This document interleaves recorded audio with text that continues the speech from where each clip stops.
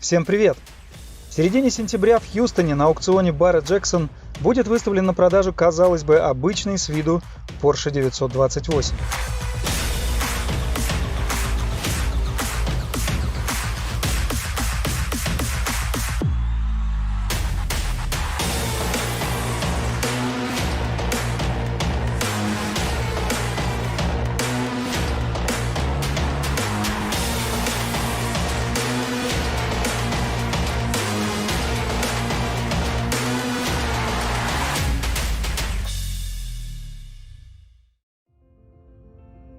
Сейчас в это уже трудно поверить, однако в начале 70-х руководство компании Porsche всерьез считало конструкцию заднемоторного 911 устаревшей. Высказывались опасения, что спрос на эту модель будет неуклонно падать. А помимо прочего, в США, считавшемся одним из стратегически важных рынков для Porsche, произошло ужесточение экологического законодательства. Над двигателями с воздушным охлаждением нависла угроза их дальнейшего использования. Чтобы избежать возможных катастрофических последствий, было решено разработать иную, прямо противоположную 911 концепцию, сочетающую плюсы спортивного купе и люксового седана. А чтобы реализовать ее, необходимо было отказаться от задней моторной компоновки в пользу классической. Таким образом, управляющий директор Porsche Эрнст Фюрман утвердил стратегию, которая привела к разработке первой переднемоторной модели в истории компании. Именно так зародилась идея создания модели 928.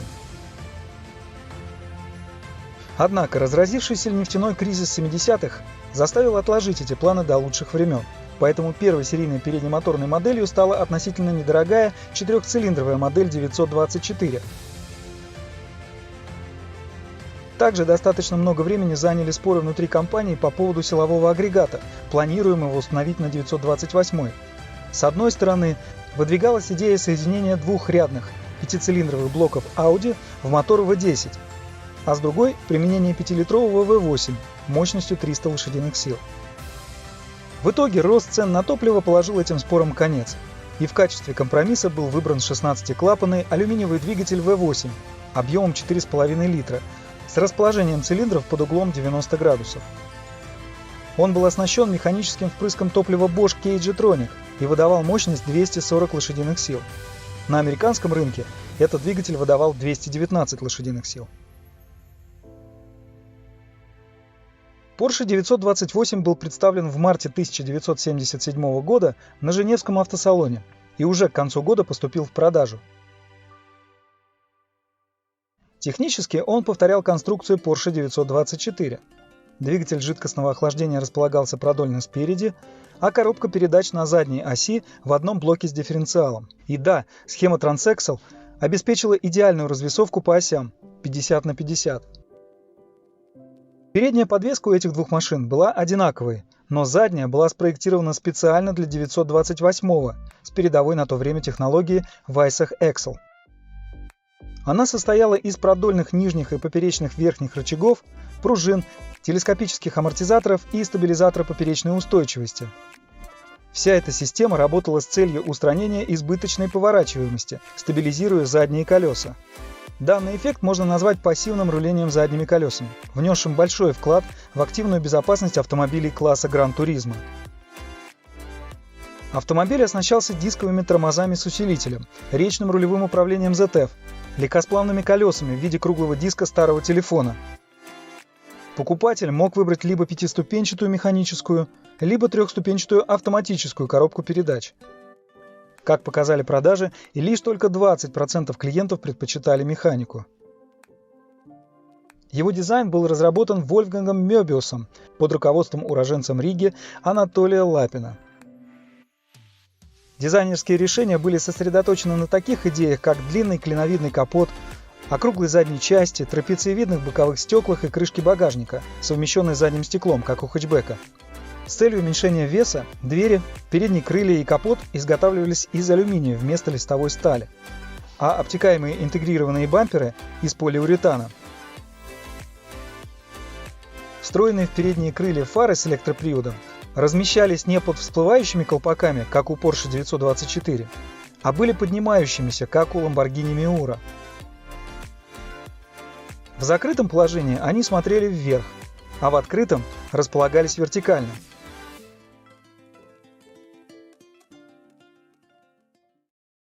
Несмотря на то, что модель имела компоновку четырехместного салона, на задних сиденьях могли поместиться разве что дети. Или их можно было сложить, освободив больше места для багажа. В список стандартного оборудования входили регулируемые вместе с панелью приборов рулевая колонка, центральный замок, электрические стеклоподъемники, круиз-контроль, обогрев зеркал, кондиционер и стереомагнитофон. В 1978 году Porsche 928 был признан европейским автомобилем года. Занятный факт: с тех пор он остается не только единственным Porsche, ставшим обладателем подобного титула, но и единственным спортивным автомобилем, за все время получившим эту награду. Несмотря на положительный прием, его продажи оставляли желать лучшего. Основной причиной была, конечно же, цена, которая составляла около $26 тысяч. К тому времени Петер Шуц, сменивший Эрнста Фюрмана на должности управляющего директора Porsche, принимает решение не торопиться со снятием с производства модели 911, а 928 дополнить заряженной модификацией. Благодаря чему в 1980 году появилась версия S, оснащенная двигателем V8 с электронным впрыском топлива Bosch LJ-Tronic объемом 4,7 литра, мощностью 300 лошадиных сил. В США его показатель был уменьшен до 234 лошадиных сил.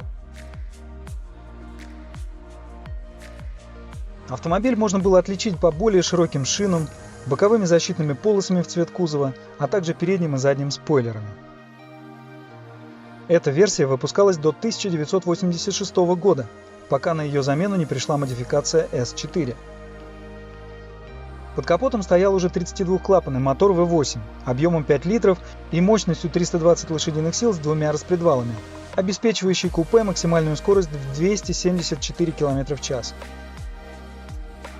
Еще быстрее стала облегченная на 100 кг модификация 928 CS Club Sport, построенная в период с 1987 по 1988 годы в количестве всего 17 экземпляров.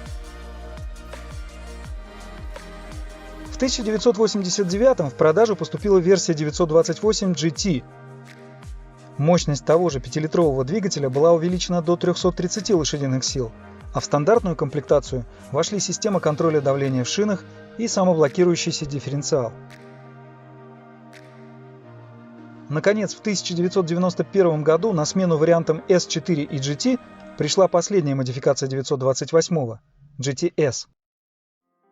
Внешне она отличалась более широкими задними крыльями, стоп-сигналом на всю ширину кузова и специально разработанными для нее 17-дюймовыми дисками. В качестве силовой установки использовался двигатель V8 объемом 5,4 литра, мощностью 350 лошадиных сил. За период с 1977 по 1995 годы было продано чуть более 61 тысячи единиц модели 928.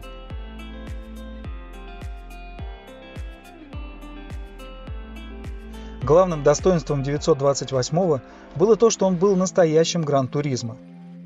Мог с легкостью преодолевать огромные расстояния, перевозя своих пассажиров с идеальным комфортом для спортивного автомобиля.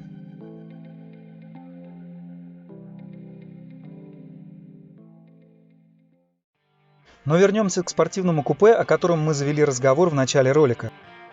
Porsche 928 золотистого цвета. Что же в нем необычного и почему он заслужил отдельного рассказа, спросите вы? Дело в том, что именно этот экземпляр оказался навеки запечатлен в качестве героя фильма Пола Брикмана «Рискованный бизнес» 1983 года. Эта картина положила начало карьере молодого Тома Круза. По мнению режиссера, 928 был идеальным выбором для успешного бизнесмена из Винди-Сити и идеальной машиной для того, чтобы втянуть подростка в кучу неприятностей.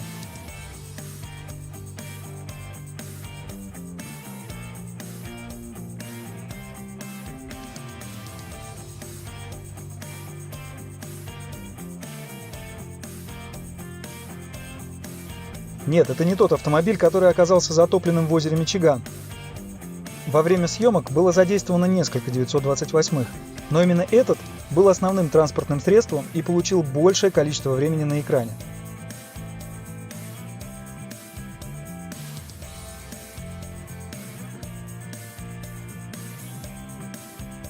Он был одним из двух Porsche, использованных во время сцены погони, кульминацией которой стал эпизод, где Том Круз провозгласил слоган немецкого автопроизводителя: «Porsche, альтернативы нет».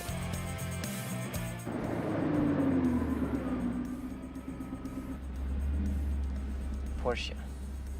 There is no substitute. Fuck you. Этот 928 покинул завод, выполненный в белом цвете, но для фильма он был перекрашен в золотистый оттенок.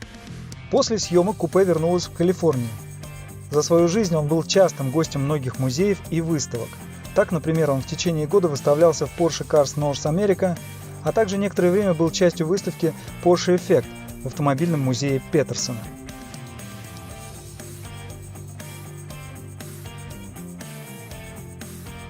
Стоит отметить, что он же был героем документального фильма «В поисках RB-928».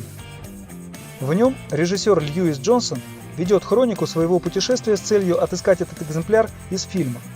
А продюсер рискованного бизнеса Джон Авнет заявляет, что именно в этой машине лично учил Тома Круза управляться с механическим селектором пятиступенчатой коробки передач. На сайте Barrett Jackson на странице с описанием этого замечательного знаменитого автомобиля не указана его стоимость. Но если посмотреть рынок по 928 модели, то можно обнаружить, что цены не опускаются ниже отметки в $20 тысяч за обычные, не снимавшиеся в фильмах автомобили. Но есть экземпляры, которые нашли своих новых владельцев за 57, 61 и даже за $75 тысяч. Как, например, вот этот вариант с механической коробкой передач, проданный Боннамс в январе 2020 года в аризонском Скоттсдейле. Посмотрим, до какой отметки дойдут торги в Хьюстоне. Спасибо, что досмотрели это видео до конца.